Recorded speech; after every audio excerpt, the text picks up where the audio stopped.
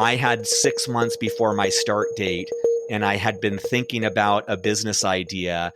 And one of the guys hiking with me said, if you spend 6 weeks and $30,000 working on this idea, and all you get out of it is a story that you tell at the bar and you go off and do consulting, it's worth it. It's worth 6 months and 30 grand. And so that's exactly what I did. I think that was the nudge that I needed to take that risk. And in retrospect, it was a gift in that it was fairly risk-free. And I started to tinker with an idea and eventually got to the point where I told Mackenzie, I said, I don't know if this will ever work out, but I love this whole startup thing, and I'd rather be broke and do this than come join you. And then, weeks later, I got a seed round of funding. I do think, regardless of the outcome, I think I would have been happy with having found something that was more well suited to who I am.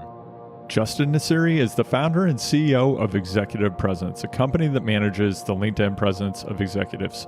Justin studied electrical engineering at the Naval Academy and is a qualified nuclear engineer. Following his service, he attended the Stanford Graduate School of Business, spent a decade as a serial entrepreneur, starting multiple tech companies focused on marketing services, and also founded Beyond the Uniform, the #1 podcast on iTunes for military career transition advice.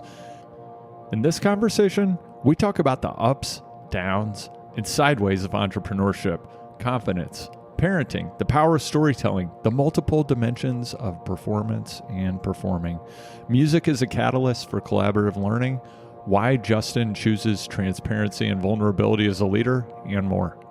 Navigating LinkedIn can be tricky for leaders and organizations.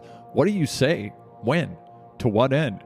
Should you do that open mouth smile thing that's so popular in headshots now?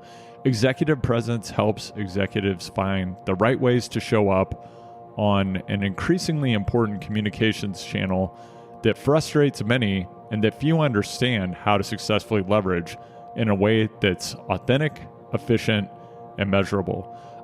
You can find Justin on LinkedIn, and you can find his company Executive Presence at executivepresence.io.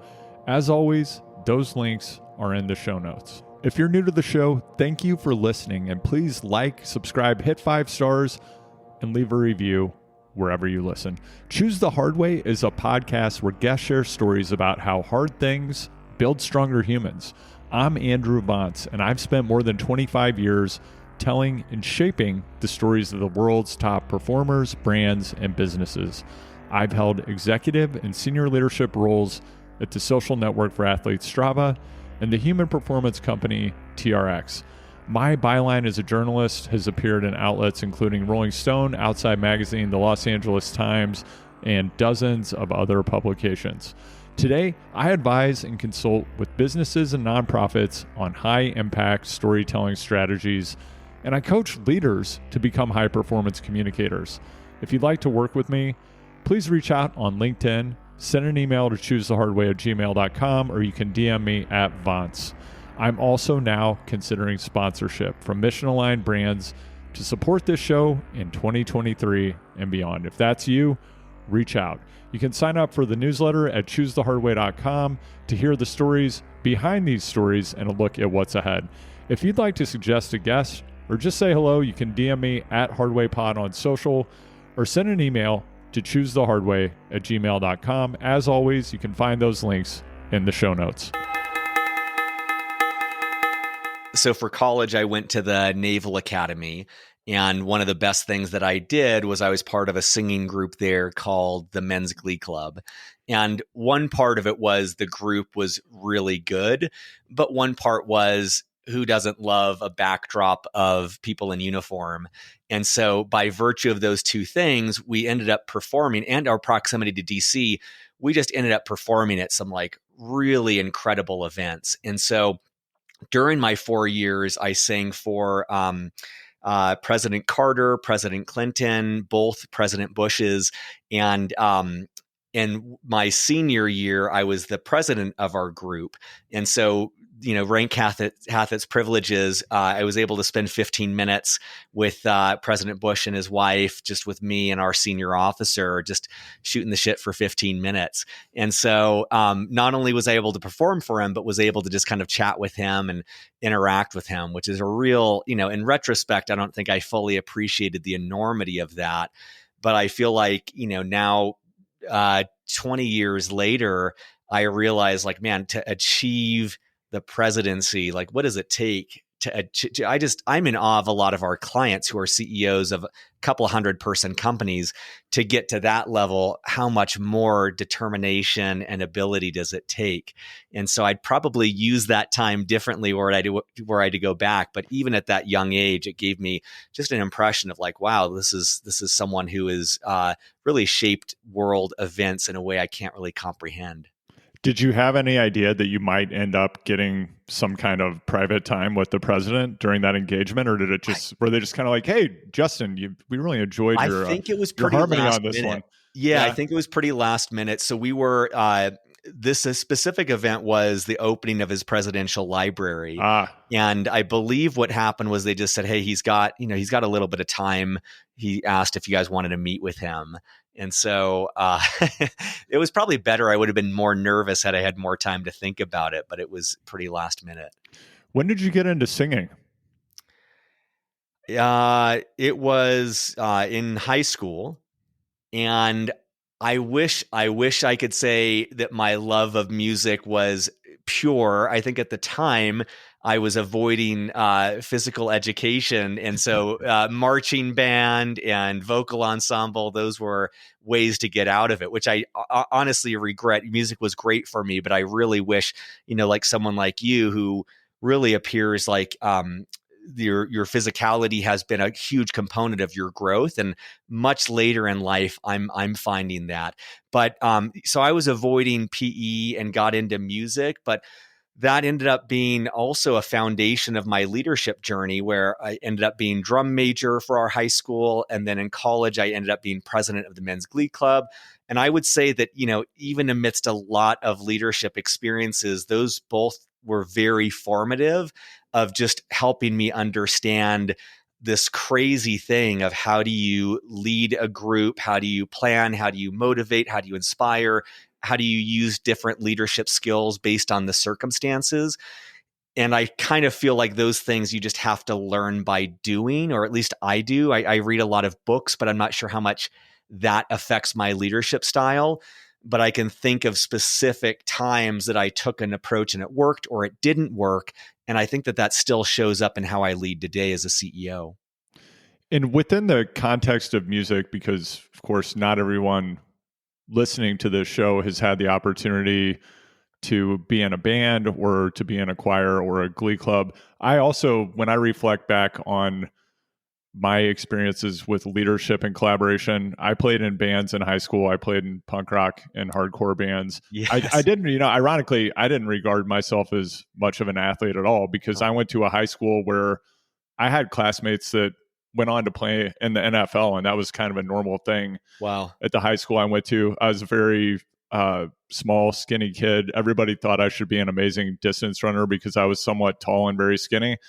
Turns out I wasn't. Yeah. But I love playing in a band and, having to sit down with the same guys that I loved and I loved spending time with, but having to hash out things like, how are we going to create a song, or after a show, how do we split the money? And what if someone shows up and they're intoxicated and doesn't play to the best of their ability? Things like that, I think, were great experiences for me.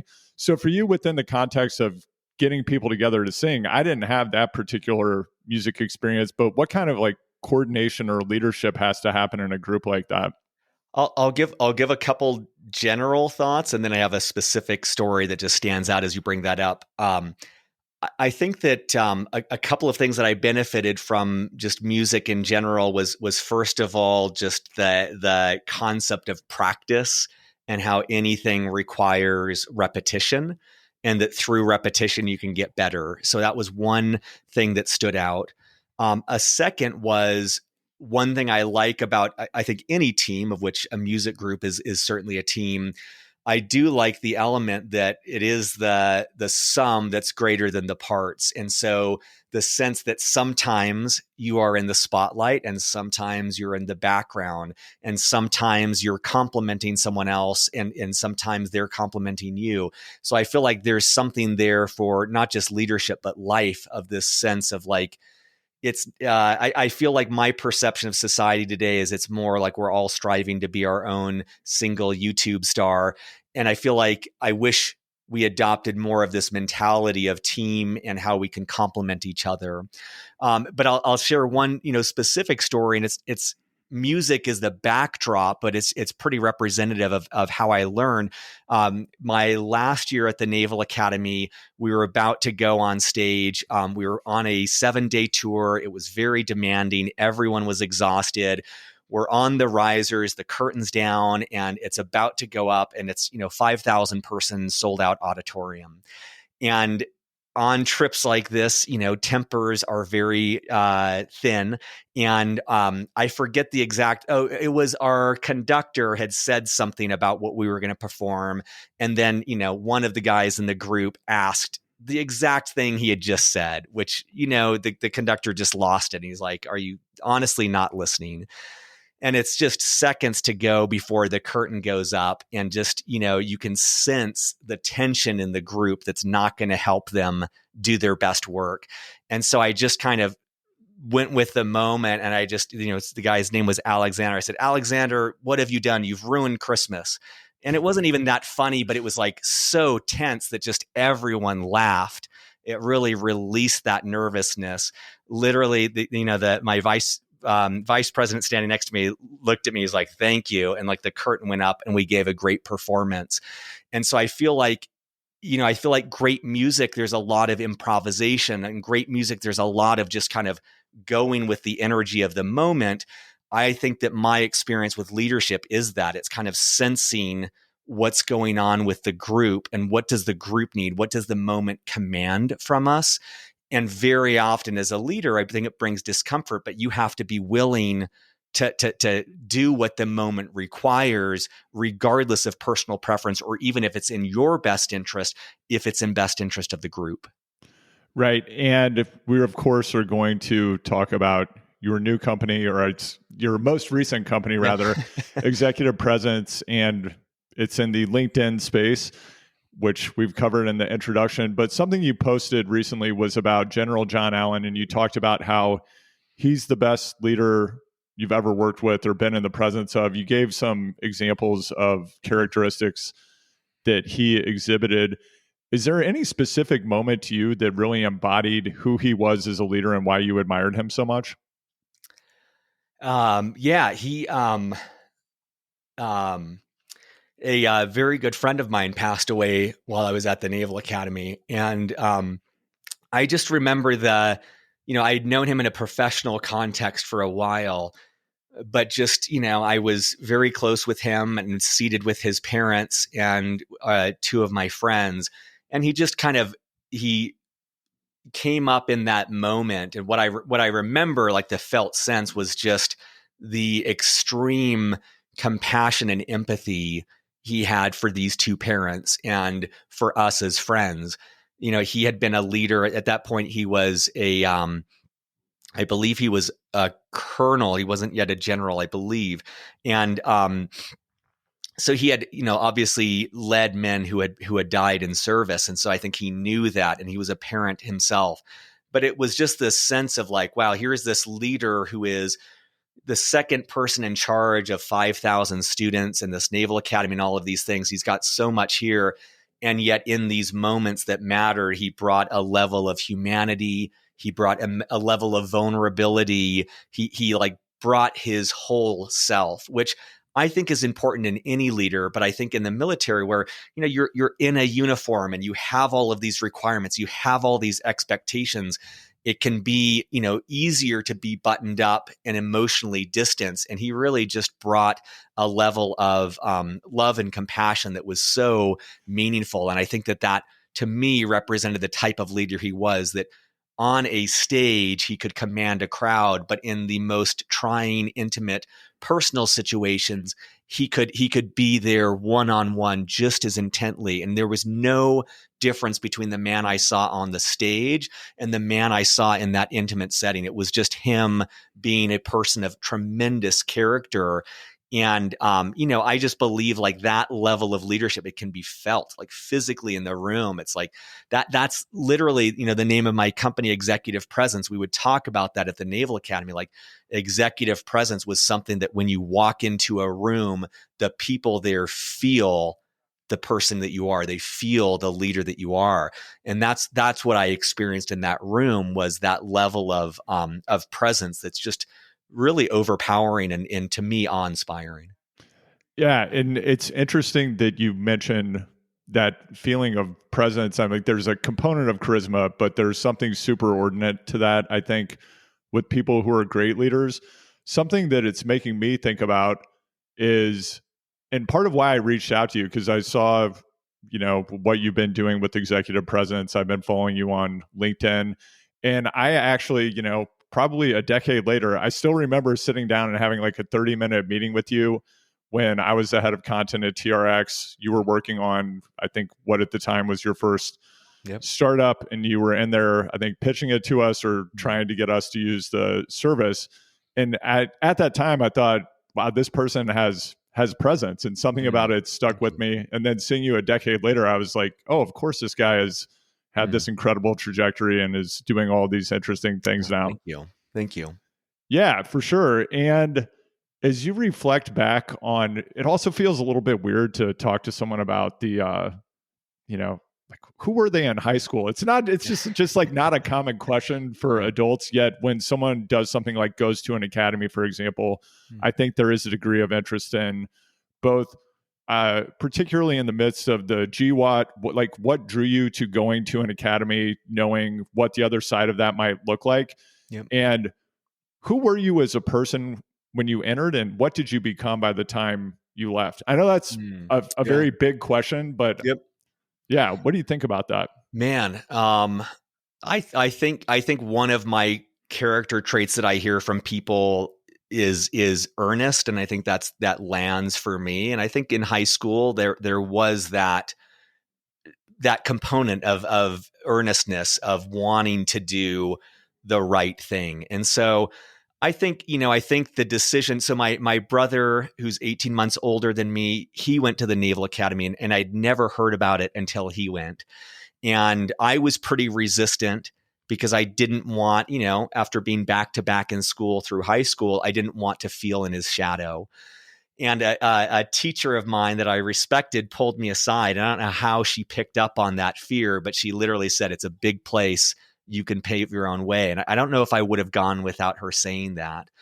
And when I visited Josh, my brother, at the Naval Academy, I think the sense that I had was like, wow, I can solve for academic rigor at other options, but this really feels like academic rigor, physical rigor, moral rigor. It just felt like I think the challenge is one of the things that drew me there. And then I think from that earnest spot, the sense of service, the sense of obligation, like a lot of patriotism, that was something that drove me there as well. I haven't done a lot of the postmortem on the before and after for me.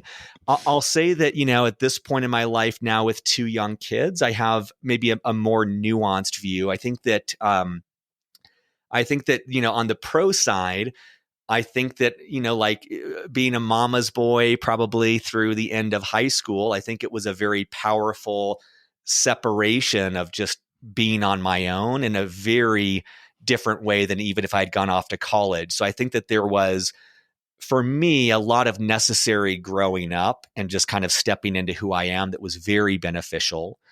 I think that the leadership training is unparalleled. I think that they give their students a lot of leadership responsibility, and that continued in my time of the Navy, but I feel like I left as a much stronger leader. And I think that I also left with a sense of connection and team, valuing a team. I think that they put you through this crucible experience. And the result is that to this day, if I run into anyone who served in the military or anyone who went to a service academy, it's like instantly I know a lot about them. Like there's so much shared history that I really value. So I think those were the positives that I left with. I think that my experience, especially now with an 8-week-old daughter, is I think that the negative was, the school at the time was 85% male. And I think that I entered fairly innocent, and I think I left with I know the word toxic is used, too much today, but I do think it was a immature and toxic view of women. I think that, I look back on the jokes that we told at dinner, the jokes that I laughed at, the things that I said. I really cringe and think like, wow, like one, I wasn't having the normal college interaction where half my classmates were females and I was learning empathy and compassion and seeing their viewpoint. It became more of this, they better pull their weight just like we do. It just was like such a immature view of women. And I think that's one of the things I mourn most about the negative of when I left and took time to correct on that.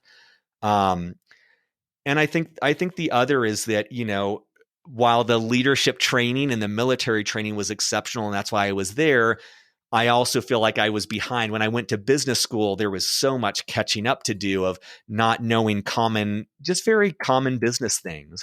And that's fine. I think that there's a way to catch up on that, but that was definitely a disadvantage of the experience. What was your sense of who you wanted to become over time? Even when you entered the academy, did you have the sense that at some point I'm going to be an entrepreneur, I'm going to go into business for myself, or was that not in your sphere of consciousness?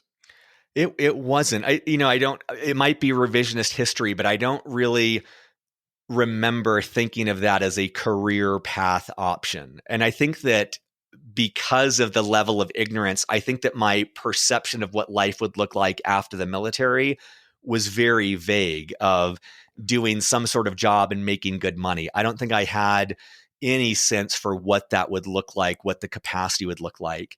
And it wasn't really until I left the military and I was at business school in the Bay Area and I was exposed to entrepreneurship. To me, at least in the revisionist history, that's really the first time I can remember putting the dots together of like, oh, you could have an idea and start something and it could be really big. Like that's an actual career path. But going into it, it wasn't really in my consciousness. And so when did it come into your consciousness? Because I mean, I could be wrong. I'd love to hear your take based on the leadership kind of methodologies and style that you learned. I mean, as you said, even in high school, you were a leader, right? And then you became a different kind of leader in the academy and the military. And then when did you decide, yeah, I actually want to go into business for myself and I have some ideas I want to explore? And was there like an aha moment when you encountered something that was like, yeah, I want to try that? Yeah. So I wrote my essays to apply to business school about what I knew, which was many friends had got out of the military, gone to business school, and then gone into consulting and used that time to figure out what they wanted to do. So that was my plan all along. And I looked at something at the time called search funds, which is entrepreneurship through acquisition, where you raise money, you kind of buy a mom and pop shop business and then kind of take it to the next level. Right. And so that was, that really appealed to me, of thinking like, wow, I could be instantly in charge of a company. That's pretty cool.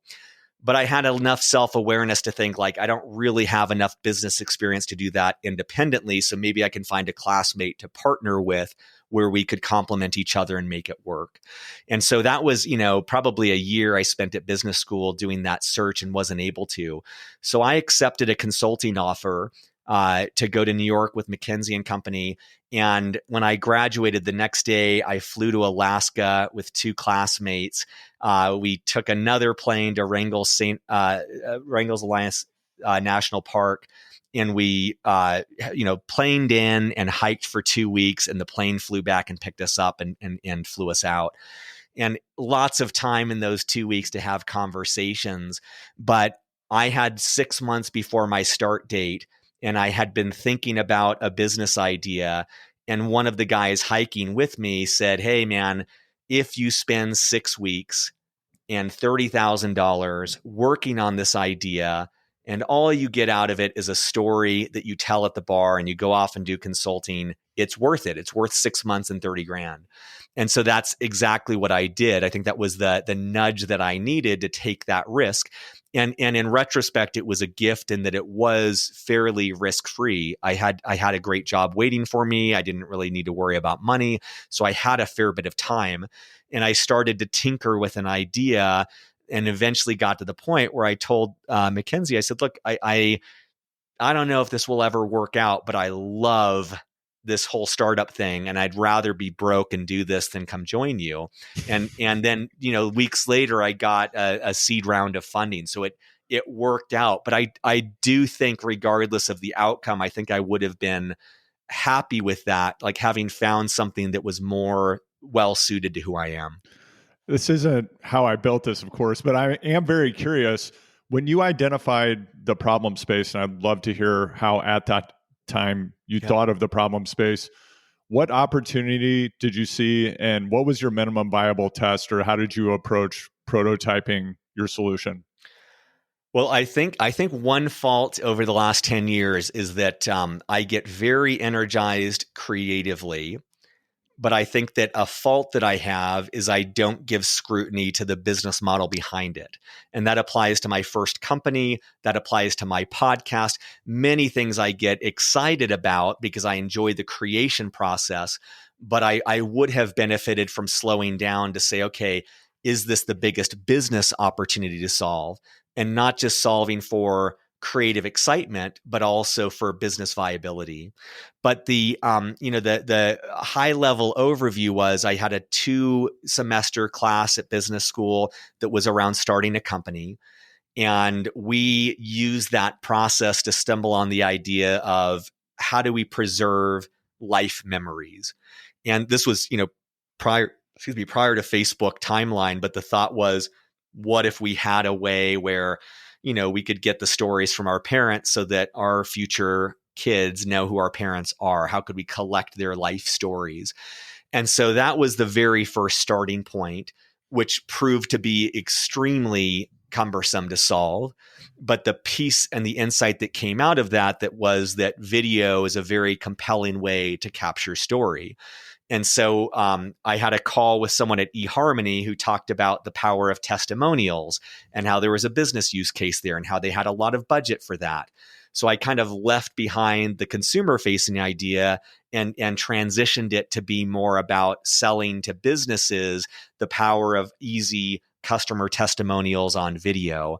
And then that evolved once Instagram came out, more around capturing photos that customers were sharing in the wild and bringing it to a company's website. So there were several very big transitions, some of which I caught too late. But hopefully that gives an example for listeners of sometimes, the where it ends up is very far from where it starts. As you had to make those pivots, or you chose to make those pivots to move into new spaces where you saw higher opportunity or the potential for higher ROI for the space or idea that you were pursuing, did you continue to feel excited about the mission of the business and what you were doing? Because you started with, we want to preserve memories for future generations. Yep. Once you're doing something for Budweiser, for example, Yep. who was one of your clients, was that still exciting to you as a human versus as an entrepreneur trying to run a business? Hearing that, it makes me think like, in every singing group or music group I was part of, you play the same things or sing the same things over and over again. But for me, every time it was still enjoyable. I'm curious for, major artists, if this is true, doing it millions of times. But like, even though it was thousands of times for me, being in front of a crowd and seeing their excitement, like that was energizing. And I feel like with entrepreneurship, sometimes it's just kind of finding the overarching theme, which for me now, looking back after a decade, it's kind of storytelling is the through line that I very clearly see on across everything that I've done. And so I think that even though it wasn't conscious at the time, I think that that's what preserved my excitement which was, okay, it started as storytelling for families. Now it's changed to storytelling for companies, but I still am excited about that because there is this element of authenticity, which is very important to me, storytelling, which is very important to me. And I think that those common elements, that they weren't conscious at the time, but I think that they, in retrospect, that's what kind of kept the creative driver. And the other thing that I'll say is, I don't have a clear thesis on this, but I feel like it's great for most people, myself included, to care about what we do. But I think that something that drives enjoyment is success. And I think that, Cal Newport has written about this in his book, Deep Work. But I think that like when we have more and more autonomy and we have more and more experience, that leads to fulfillment. Like we feel like we're growing. So I would even extend it to say like, hey, if the business had morphed into, capturing TikTok videos of pigs, if that was really successful, I think that would have driven enjoyment because I would have felt like I was growing. I would have felt like I was at the forefront of something. And I think that I underestimated at the time how valuable that is and how little the particular subject matter might matter. What is it about storytelling that you enjoy and find to be compelling as a human and from a business point of view? Wow, I have never been asked that, but the first thing that comes up is like one of my, and this is a cliche, but one of my favorite things still is movies. Like, and I love going to the movie theater. I love seeing storytelling at the highest level, in my opinion, and sharing that with others. I think that like that's one of the reasons I love being in a theater is like just you're experiencing something in real time together. And I think that has primitive roots all the way back to sitting around fireplaces. I think it's very intrinsic to all of us. But and I don't know if you know the show Mystery Science Theater 3000, which I love to watch. They're making fun of really bad movies. I even noticed, I loved the commentary, but there were times even with these really awful movies where I was like, hey guys, shut up with the commentary. I want to follow this story. Like there's just something that was like, even if it's a bad story, I really like the journey that it takes you on. And so I think that that's always been compelling for me. And, I did my podcast, and that was essentially hearing people's stories and hearing their journeys. And what I do now with Executive Presence is the same thing. It's kind of storytelling and helping people tell their stories. So I don't know if that's a clear answer, but I just feel like there's something about me that I learn best through stories. And those are the things that stick with me. And, I read a lot. I probably can't tell you the core tenets of the business books that I have read, but I could probably tell you the basic arc of every storybook that I've read, every book of fiction that I've read. I could probably recall the characters or the journey or what happened. And so it's just kind of realizing like, the way my brain works, if something's going to stick, I got to find a way to wrap it in a story because that just drives it much deeper for me. Something you mentioned in relation to the podcast specifically, which I'd love to talk about for a bit. And I know you did an episode a few months ago where you talked about what was happening with the podcast, and you mentioned the business case around the podcast, and the ROI wasn't there from a business point of view, and you were kind of figuring out what do you want to do with it. As you think about that now and what you've gotten out of the podcast, is it the case that it's had ROI in other ways? Has it delivered other things to you from bearing witness to other people's experiences, sharing them? Is there anything personally you've gotten out of it? It's funny. I'm in this moment, the answer is a resounding yes. But a year ago, I'm not sure what I would have said. But my company, Executive Presence, like the core premises of what we do is we interview CEOs and use that to create social media content for their personal social media accounts. And so when I look back now and I'm doing the postmortem in this moment, I have a tremendous amount of gratitude where I think, wow, because of my podcast, I had 465 repetitions of interviewing military veterans, many of who were CEOs. Like I got better at asking questions. I got better at following the thread and trusting my instinct. And so it's hard to imagine me doing the work that I do right now without that. And it's very difficult for me to imagine coming up with the business idea without that. So in this moment, I feel gratitude because I feel like it literally led to my current company, which is the most fulfilling creative and professional thing I've ever done. But I'll also say that, in the 5 years running that podcast, there were so many times where I felt so much resentment, where I felt like I was doing this act of service to support military veterans. And selfishly, I would think like, well, what have I gotten out of this? I looked at the time and money I invested, which was tremendous, and there was not money coming back to me in a meaningful way. And I was meeting people, but I thought, well, I've got these people I've met, but is that network really meaningful? Will that mean anything to me? And so I just kind of was looking at it more from like, what am I directly getting from this? And I feel like in this moment, what I'm valuing is the skill that I learned. There was likely no monetary benefit, maybe some personal branding benefit. But what I wish I would have appreciated at the time was like, I'm getting repetitions at a skill, which is interviewing, which will serve me later on.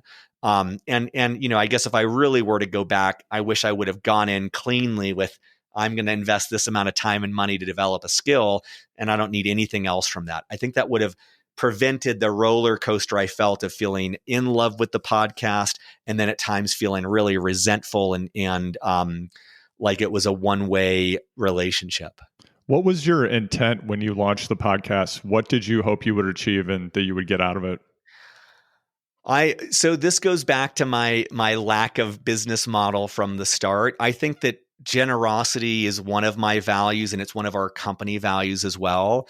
I think it came from that spot of realizing how little insight I had in the military about what I would do afterwards, realizing how many hundreds of thousands of people share that pain point, and just wanting to try to make a dent in the problem. And so I think it did come from an altruistic spot of, let me give back to this community, let me help solve a problem. And I don't think at the outset there was any, I was running another company at the time. I don't think there was any desire for it to do anything more than be this creative outlet. I think over time, as I invested more and more of myself in it, then it started to become more about like, well, could this be a company? Could this be my next thing? Could this be my full-time job?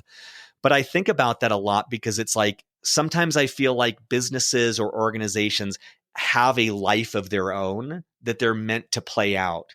And I see ways in which I tried to wrestle this to be something it wasn't. I tried to wrestle it to be a full-time job, or I tried to wrestle it to be passive income for me, which it was never meant to be.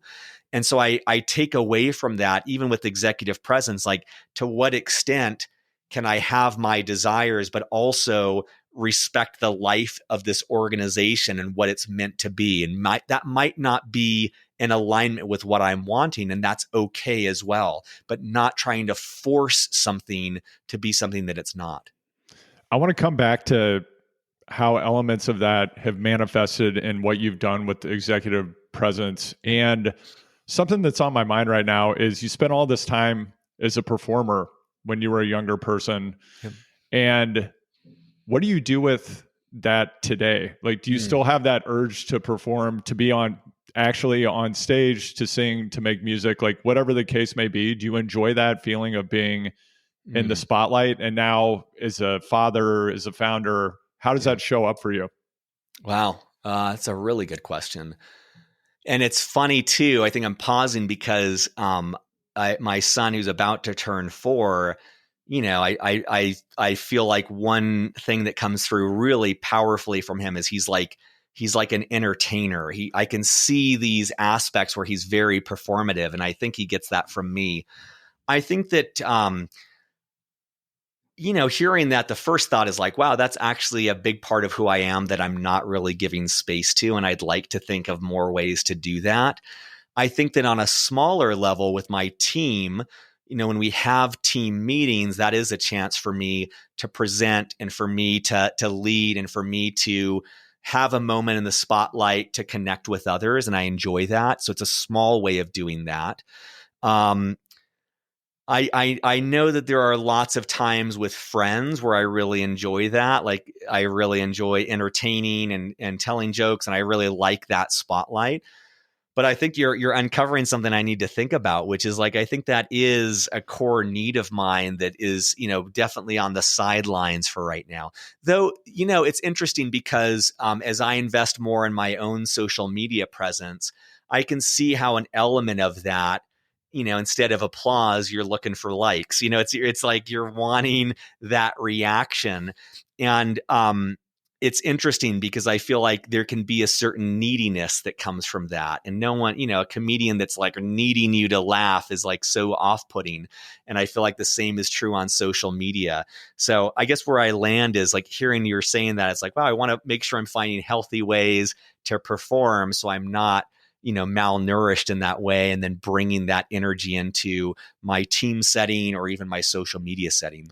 Yeah, I even think about when you're working on something that's a hard problem and you need to take a break. I'll just share that one of the things that I like to do right next to me, I have my DJ set up. That's Oh, one no of the, way. like, I love producing electronic music. I love DJing. I Wow. love playing my guitar. But recently, when I need to just, I'm working on a hard problem, I'm writing something, for example, and I've spent more than 25 years at this point as a high level and I think demonstrably very successful professional storyteller and writer. And I still find it to be incredibly difficult to do. It doesn't get easier for Wow. me. Um, I mean, hopefully the work product gets better, but it's always hard, I think, to make good creative output. But what I found is if I can context switch and go play with my DJ setup or like go grab the guitar, something happens to me. There's some kind of alchemy there where I'm activating another part of my brain. And when I come back to the problem, it's not necessarily easier, but typically I can have a different approach to it. I've just talked about myself a lot, but I love that. I'm asking this because I'm Yeah. curious, like, is there Yep. anything that you do? I'll tell you, the by far the best. So I'm making a mental note because we have in our basement a piano which I never use, and like hearing you, like picturing you DJ, and I'm like, oh man, that's like 10 minutes of that I think would really, like you said, it kind of exercises a different part, and there's like a self-expression component. So that's something that's actionable. I appreciate that. I think right now the number one thing that I do, and I would like to do more of it, is learn from a teacher, John Wineland, and he calls it sitting in nature, meticulously doing nothing. And this was something I did on Sunday. I was fried. I was just, God bless my wife. She realized I was just out of gas. And so she's like, hey, I'll take the kids for 2 hours. And so I went, a mile away to the closest park here in Denver, and I sat on a bench and I did nothing. I didn't meditate. I didn't think about things. I just literally tried to meticulously do nothing. And my intention is to do an hour of that per week. And I will tell you, every time I do it, I leave with, 0 to maybe 80% in my gas tank. Like it is such an enormous thing. And I think part of that is being outside, being in nature. I think part of that is feeling connected because I'm sitting and I'm seeing ducks and birds and people. It's like I notice the aperture of my focus, which is myopic and self-centered, expands. And I'm like, wow, there are animals and people in their own struggle right now. And it's just like there's something about that. But I think that, like, someone who's very introverted, but I think this is true for everyone, there is a component of just not having any demand that's incredibly nourishing. I don't have to plan or solve or even meditate correctly. I just have to be. And that is the thing that, in terms of ROI, it is very difficult for me to sit for an hour not doing anything. And when I do, I haven't found anything that really tops me off in that way. Other things are certainly meditation and reading and movies and connecting with a friend one-on-one. Like, I'm starting to learn my laundry list of things that tend to charge me, but that one's one that's always accessible and doesn't require anyone else, and tends to be the most powerful. And as a family person, someone with kids, someone with a partner, someone who's a high achieving entrepreneur, when you don't have access to that practice or you don't have the hour, when you're in the moment and maybe the baby has just filled the diaper and so something's, your 4-year-old just broke something. How do you access presence in those moments? And do you have an off button for work? Are you capable of shutting off the part of your mind that's actively processing, I've got to do this, the team needs this thing, this client needs that thing? Is that tape always running for you, or do you have an off button? I have an off button that I don't utilize nearly as much as I could. I have noticed, and I feel like this is the theoretical knowledge, that I'm wanting to be a lot more practical and present in my life. But I've noticed that when I am fully present with my son and all of his crazy young boy energy, and I just play and I'm with him, in my mind, that's a waste of time. But at the end, I feel more connected to him and I actually feel more rejuvenated. And the same thing with my daughter, who's 8 weeks old. It is so hard. Like, that to me is like, there's so many demands, and I'm sitting there with a bottle feeding her. In my mind, I'm like, oh man, I can scroll Reddit now, or I can watch Amazon Prime, or I can check LinkedIn, or I can check an email. Like, this is a space to do something or take care of myself. And that's, to my shame, that's probably what I do 80% of the time. But the 20%, when I can just put my phone on do not disturb and just look at her and stare at her eyes, like, it's counterintuitive, but I do feel myself grounding more, and I feel myself having more extra space in my life to handle things. The other thing is my wife is much better at this, and she's a very patient and kind teacher with me. She has this fifth gear that I'm learning, which is, when the craziness of our house is at an all-time high, for me, I want to rise to meet that. Like, I want to explode towards my son, or I want to like just take some sort of massive action.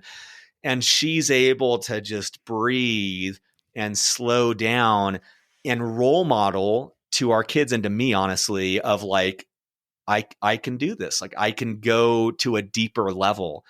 And I'm able to do that, honestly, 1 out of 100 times. And when I do, it feels great. It's like, you feel like Keanu Reeves in The Matrix. Like, feel like the bullet slowing down, and you realize, like, to meet this unstoppable energy, you don't need to meet it with unstoppable energy. Like, you can meet it with presence and breath and taking that in. And specifically for those of you who have sons, like, it's just like, there is so much life in him, and at times it's so overwhelming. But if I can relax into that and just not try to change him, not try to match his energy, just try and make space for it, I think that calms him. I think that makes him feel seen and heard and valued and loved. But it's so hard to fight my tendency, which is like, oh, I'm going to match your craziness with my craziness, which just, it becomes this ramping process that he usually wins at. Yeah, Justin, one of the things you're saying that really resonates for me, that when I entered my experience of being a parent, I'm sure I had some preconceived notions of what the experience might be like. And then, like many things in life then showed me what the experience would be, which had probably very little to do with my expectations.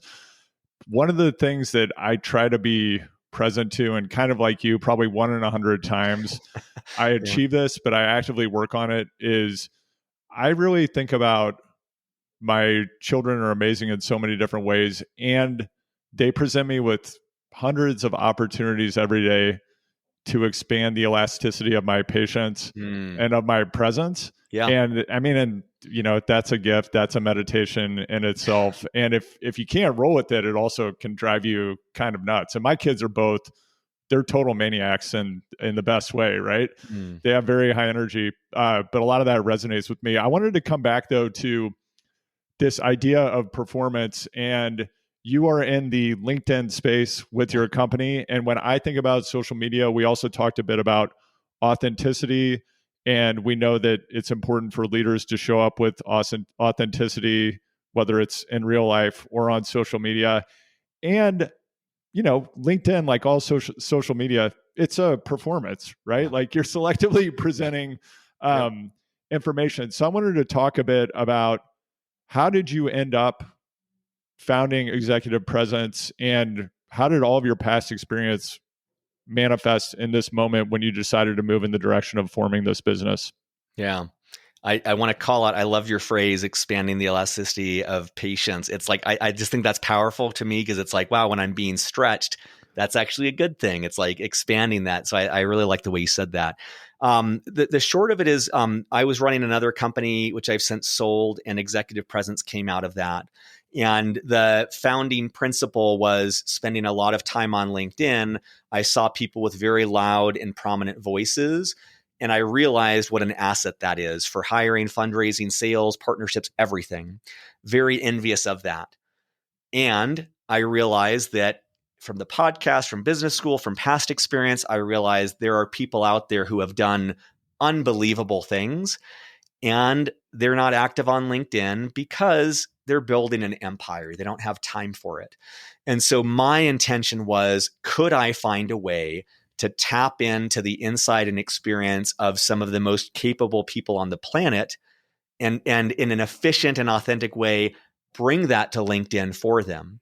Because if I could do that, they benefit from the voice. We all benefit from their advice. It's like a win-win situation. And so that's really been the mission, is like helping unlock that wisdom and bring it, democratizing it. First on LinkedIn, we're expanding to other social channels, but really upping the value of these news feeds, turning them from self-promotion into master classes is really the goal. So that's kind of where the idea came from. I forget the second part of that. Was there a second part of the question? If there was, it must not have been very good because you don't remember it. Yeah. Just roll. Let's go. That you asked, I think, where, the through line. I think what I'm most grateful for is, again, looking back in retrospect, I see that story through line where it was, with Storybox and Video Genie, it was about customer storytelling. And with the podcast, like I see experience wise how things have stacked to lead me to what I'm doing for Executive Presence. But I would say even more powerfully, coming off the heels of 10 years of essentially failed entrepreneurship, I feel like on definitely a weekly basis, I will take an action, and I have this moment of looking past down the funnel of a decade of failure, and I see how those failures helped me make the right action in this moment.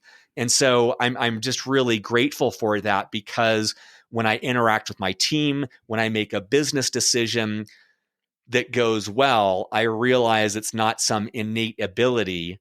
It is that, like, wow, I've really made a lot of mistakes over the years. And more importantly, I've learned from that. And that allowed me to show up in this moment the way that I need to. And so it's, I'm grateful for kind of putting a bow on the last 10 years of like, thank you. Like, I didn't appreciate it at the time. At the time, it felt like wandering in the wilderness. At the time, it felt like, will I ever get out of this?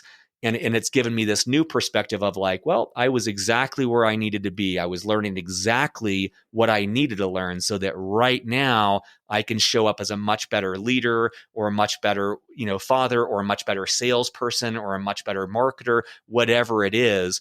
It's given me more appreciation for the failures and unexpected turns that I didn't appreciate at the time. Yeah, absolutely. Progress is a nonlinear path. Yeah. Typically. And when things are difficult, the benefit of those difficult things is typically not obvious. And I appreciate your vulnerability and sharing what that felt like. And during that decade of what you just described as entrepreneurial failure, did you at any point think, I'm going to go do something else? I'm just going to go get a regular job now. I've had enough of this. Yeah, I mean, probably, honestly, on a weekly basis, I probably had that thought. Um, and I don't want to diminish that either. Like there's an alternate universe where I threw in the towel on my first company and found a job with the right company, and who knows, maybe I was just as, if not more, fulfilled and energized on that. I do tend to think that because of how much energy I get from the creative process and building something from scratch and leading, I feel like entrepreneurship hits on a lot of the components that bring me joy. And I also recognize that entrepreneurship brings a lot of kryptonite for me, namely the sustained and extreme level of stress is very, very difficult. And I think that that's, at least for me, unique to entrepreneurship. I think that identity and stress wouldn't be as high for me working for someone else. I wouldn't take it as seriously. I just think that that would be less. And then I think that the other kryptonite for me is really like a desire to be liked and accepted. And so I can see the ways in which, for sales, rejection cuts me a little bit deeper than people that I've seen that are really exceptional at sales. And it just sloughs off, it appears to slough off them. It appears that rejection doesn't phase them. And I realize, like, wow, that makes you a much better salesperson. I always think of that statement. It's something like high school basketball players make a mistake and it takes them 15 minutes to reset and get back in the game. And NBA players, it's something like 15 seconds. And so I think sometimes of like the disposition that's a disadvantage of me for an entrepreneurship, where in entrepreneurship, failure and rejection and setbacks is a daily, if not hourly, occurrence. And who knows, maybe 10 years from now I'll look back and I'll see this as the muscle building there. But I see that as one of the kryptonites for entrepreneurship for me, is like, it takes me still a while to reset. I had a contractor quit, and that like affected me for days. It was a 10-hour a week contractor, which theoretically should not knock me off my game, and it did. Or I had a client cancel, or I had a sales not go through. And I think that those things just kind of, I allow them to affect me viscerally, when I feel like people who are better, either who have gotten more experience or better dispositionally aligned for entrepreneurship, they're just kind of reset. Like I think of like Elon Musk, whatever your view on him is, it's like, dude, I would have crumpled. The amount of backlash he's gotten, and I think a lot of it's justified, I would have crumpled. But he just has this personality where he's okay with half of the world hating him and deriding him. And I just feel like, man, I think I would crumble under that volume of hatred and pushback. And leaders like him appear to be able to just kind of persist through without that phasing them, which can be a liability as well. But I see how it's an asset for entrepreneurship. Just to talk about Elon Musk for a moment, because I have an armchair psychology point of view on what you just shared, which is I think what Elon Musk actually enjoys and values the most is attention and status. I mean, that's not a super novel insight, but when you reflect on what he shared about his childhood being bullied, I think getting to be the center of attention and to control the news cycle and have everyone in the world paying attention to what he does is what he values more than anything else. It's also the one thing he cannot buy. Like he also cannot buy being cool, and he would like to be cool. Yep. So that's my brief analysis of Elon Musk. So with what you're doing now, and I just, sorry, one other reflection as you were kind of sharing, taking a look at other entrepreneurs, what they were doing, their success. Because I think all of us have these feelings of, if only I could just let criticism roll off me like water off a duck's back, or if only I could be the NBA player, the resets in 15 seconds instead of 15 minutes. And at the end of the day, you want to maximize your potential as a human being. And the one thing that each of us has that is unique in this entire world and universe is our meanness, our you-ness, whatever. It's like it's who we are. We can't be other people. Yep. So as you have moved into the newest phase of entrepreneurship, what feels different about this time? And does it feel more satisfying, less satisfying, the same as things you've done before? Like, how does it feel? Much more satisfying. So one example is very recently I brought on a very senior hire, and it's such a joy to work with her. She is so exceptionally capable, where many of the things I give her, she does far better than if I did them myself. But at the very least, I'm getting things off my plate and someone's running with them to a very high level. And so that has, that feels different. In the past, I either did things myself or I hired very junior people who required more direction. And that feels much better for me of like, okay, let me get people who are really at the peak of their game and able to lead alongside me. I would say a second is that I do think I've built up a fair bit of resilience and more of an abundant mindset. And so when, along this journey with executive presence, when we had cancellations, there are times where I would normally feel like the sky is falling. And instead I'm able to shift to like, okay, there's like millions of people I can work with out there. Like, it's just kind of like I was able to shift out of that and not panic and kind of remain grounded. So that feels good. I think a third way is one of our company values is being direct and, direct and transparent, which is not my natural tendency. And, especially in my first company, so many of the problems that came about were because I wasn't willing to be direct. I wasn't able to give harsh feedback. I wasn't able to be open. I was much more wanting to make everyone happy. And so I feel like that's something that's really powerful, is to be able to cultivate more directness and more transparency. So, we have pay transparency. Everyone knows what everyone makes. And I share a lot of our financials with our team. Like, I'm giving them a lot of information that makes me uncomfortable, but I feel like makes us better as a team.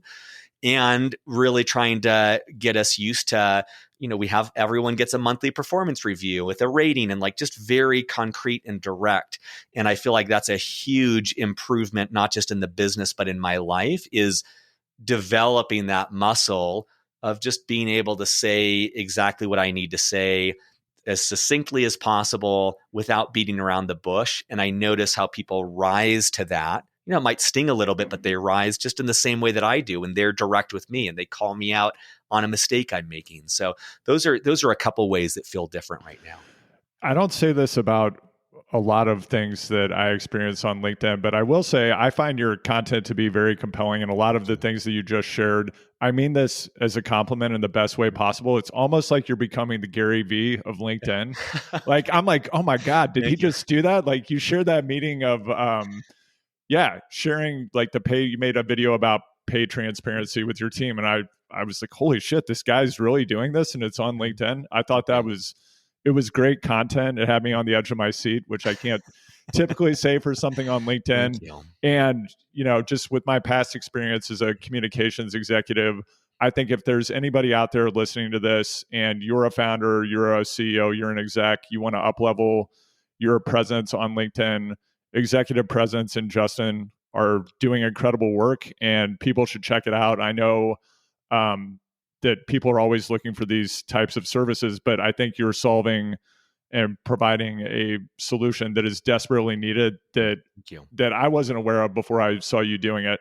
And to be direct, I know it's time to end this interview. So where can people find you, Justin, and where should they go to learn more? Yeah. Email is justin@executivepresence.io. LinkedIn, Justin Nassiri. There's not a lot of us on LinkedIn, so it should be easy to track me down. Those are kind of the two areas that I'm spending a lot of time on, is email and LinkedIn. So those are two great ways. We also have the website, executivepresence.io. A lot of information there. There's a form you can fill out to connect. That'll eventually get to me as well. So if you're looking to grow an audience on LinkedIn specifically, would love to work with you. Awesome. Justin, thanks so much for your time. Thanks for everything that you shared today. I really appreciate it. Yeah, thank you. This is Andrew Vance. Thank you for listening to Choose the Hard Way. Sharing is caring. So if you enjoyed this episode, please subscribe, hit 5 stars wherever you listen, leave a positive review. Even a few words would be great, and share this episode with a friend who enjoys doing hard things. Sign up for the newsletter at choosethehardway.com to get the story behind these stories, episode updates, and more.